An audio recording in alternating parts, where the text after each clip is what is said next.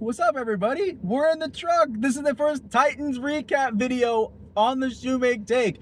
It's actually happening. I'm in here with my Titans shirt. It's been about 30 minutes after the Titans got absolutely rolled on by the Rams. And quite frankly, I'm just going to get into it here. I'm not surprised. I'm not even disappointed by it anymore. I've already processed through it. And quite frankly, oh well. I thought the Titans would get beat pretty bad in this game. I had my original score prediction. I was talking to my uncle before the game. I said 24-10 Rams. And while the score was not correct, the exact, well, not the exact, but the score margin was pretty close. What is that? 24-10, that's a 14-point swing. It ended up being 33-19. So what is that? 29, right? 29, 14 points. There you go. It was the exact same deficit.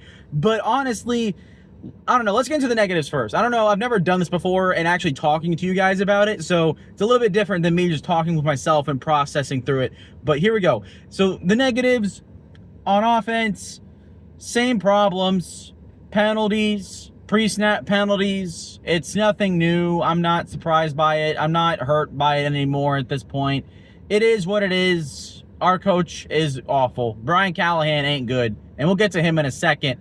But other than that, wide receivers, Calvin Ridley, disappointing.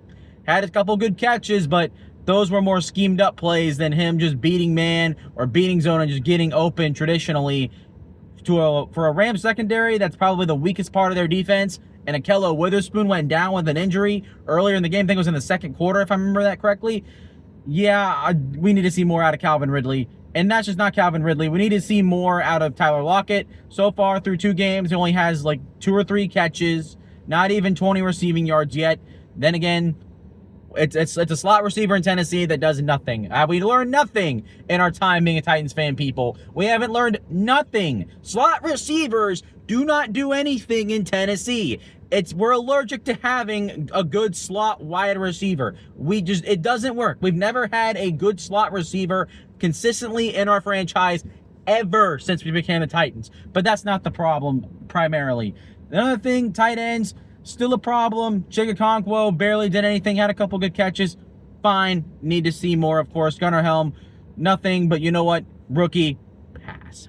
Fine. Like, I'm not gonna get too upset about Gunnar Helm not doing anything, okay? And then run game was good. Tony Pollard did all he could. He was good. But other than that, we got absolutely no running game. That's why Tony Pollard was the only person who got a carry in this game at the running back position. Fine. And then quarterback Cam Ward. I know that he had a couple bad moments. He had a really bad throw that was incomplete to Chim Dike in the third quarter. And then the fumble, not great. He had a bunch of fumbles in college. That's typical rookie mistake stuff. I'm not going to say Cam Ward lost us the game for that. But you know, he helped us win this game. His first touchdown pass was insane. Did you see that ball? Did you see that? Rolling to his right, falling to his right, kind of like this, and just hucks the ball almost 50 yards off his back foot on a dime, only where Ayomanor could catch it. And also, Ayomanor didn't play fantastic. He had like 4 catches for 56 yards. But you know what? He had a helmet catch, one-handed catch, 2 in this game. All right, he showed a couple really nice flashes, and he looks like a steal right now. He's doing more as a 4th-round wide receiver than any 4th-round wide receiver has ever done for us in recent history. So you know what? I'm going to take that. That is a big thumbs up. Cam Ward was better in this game overall. Ayomanor showed good things. Those are things that we can be excited about. Being excited about the youth of this football team, that's one of the few things we can actually be excited about because everything else is so bad. But you know what? Cam Ward and Ayomanor were good in this game. They were a positive. Didn't mean to jump to positive, but you know what? It's kind of where it went. So you know what? Let's just go to the defensive side now, I guess. So defense, the first half was good. Cody Barton got an interception. That was nice to see. It was a really good read by him. But outside of that, L'Jarius Sneed looked great in the first half, covering Devontae Adams, only allowed 1 catch.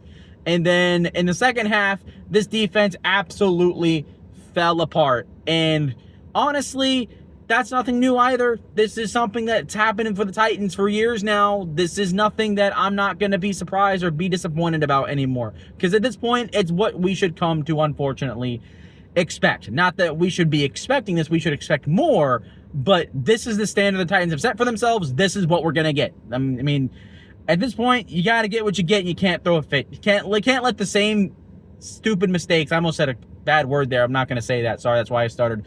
But we can't let the same stupid mistakes this team makes every single week ruin our Sunday, man. You simply can't.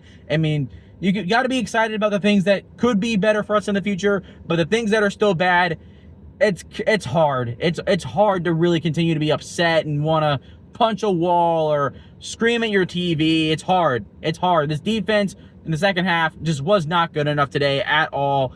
Pass rush up front. Jeffrey Simmons was good, but couldn't really get home on any sacks or any serious plays, but got a lot of pressure, which is nice, but I want to see a little bit more stats on the stat sheet.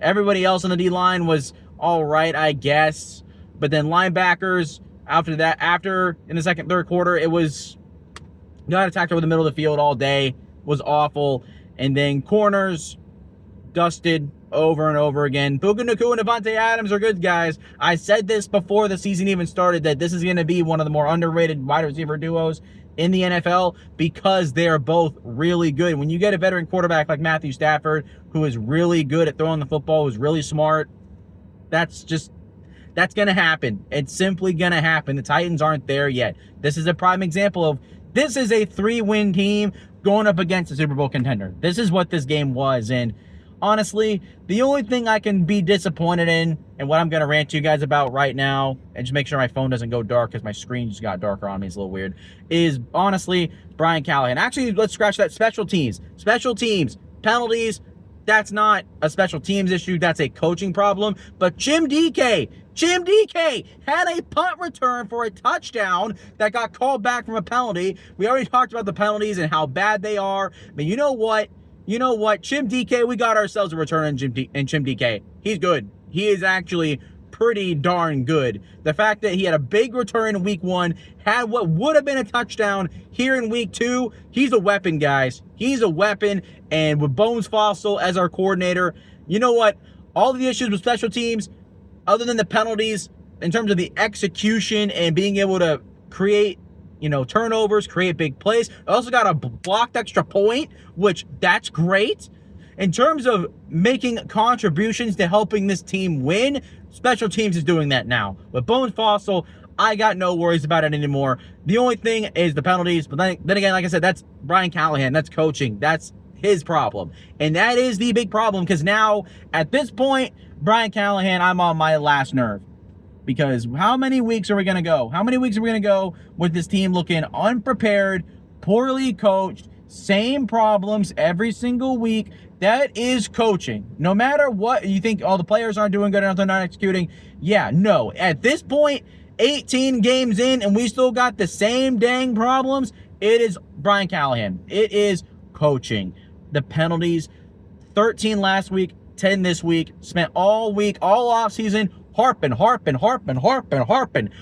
over here like a little bird in the morning going, "Doi, doi, doi, doi, doi, doi, doi, doi, doi." And you know why I say little bird? I say little bird because that's all it is a little bird. You hear it, and then the sound goes in one ear and goes right out the other, because the players clearly are not taking this message seriously. I mean, I'm not going to question the players' commitment to the team or to the locker room, but I'm going to question their commitment to their coach, because they spent all offseason talking about this crap. In the first 2 weeks, they've had 23 penalties. 23 penalties for just about 200 yards, give or take. That's not acceptable. That is not acceptable at all. And at this point, Brian Callahan, if the penalties are one thing, it's the play calling that's another. Running the same stupid screens over and over again. I mean, why? I don't know why we keep running the same crap, but it doesn't work. Still trying to run some slow developing zone runs that constantly get stopped, although there wasn't that as many compared to last week. So if you want to call that improvement, whatever, whoop-de-doo. But it's the fact that we're still running the same screens, and then we get a turnover right before halftime, and what does Brian Callahan do? Instead of taking a chance, trying to get a touchdown, go up by multiple scores before the half. What does he do? Like, that's what he starts doing. He starts he just gets in a little ball and like weeps in the corner in the fetal position like a baby, sucking on his thumb. Like, this is what he's doing. He's just getting all scared about throwing down the field, getting points. It's like, if the Titans are in opposing territory, just there, and you're getting 3 points at this point. If the Titans just barely get into opposing territory, and it's not like a big play that gets them any further, like inside the 30, just accept we're getting 3 points, guys, because we don't got a head coach that is willing to take a shot and put his players in the best position to succeed, and just give them a chance. Just give them a chance. Go. Why wouldn't you try and get a touchdown right before halftime? You had, I think, would they have 2 timeouts or 3 timeouts? Either way, you still had a chance. There was definitely, J.J. Watt on the broadcast said himself that the playbook was wide open, and when the first play came off and it was a run to Tony Pollard, what did he say? The playbook's not that open.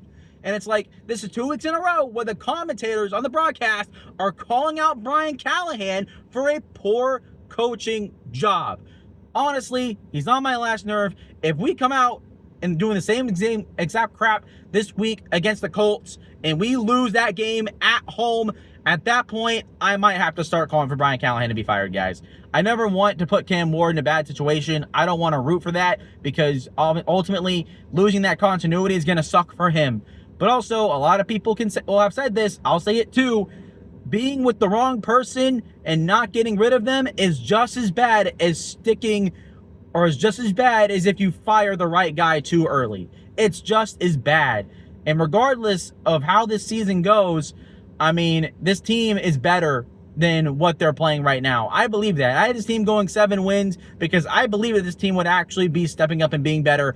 And you know what? They haven't been. They've been just as bad as last year, with a couple flashes here and there of something. But when the bad outweighs the good by such a big margin, it's hard. It's hard to just get excited and to be hyped about a team that's going to win football games and be competitive when we can't even beat ourselves. That's the big part. It's just we always beat ourselves more than the opposing team beats us. Our margin for error is so small because we're a bad football team, and we can't even beat ourselves. Or we can't even beat ourselves. Yeah, that's right. I'm talking too much at this point. But that's pretty much my thoughts. Brian Callahan, you're on the hot seat. That's it's something that's not been talked about a million times at this point. It is what it is. So if a Brian Callahan gets fired, I'm not going to be surprised. And at the rate that we're going, that's going to happen much sooner than people realize. And mark your calendars for the Patriots game, because if he's still coaching by then, that would be the game that he's going to get fired, because right now it looks like the Titans are going to lose that game. So that's far away from now. That's all my thoughts on week 2 against the Los Angeles Rams, getting our crap kicked in. But you know what? I'm disappointed, but I'm not going to let it ruin my Sunday. So you guys have a good one, and I will check in with you guys next week when we do this one after the Colts game. Hope you guys enjoyed.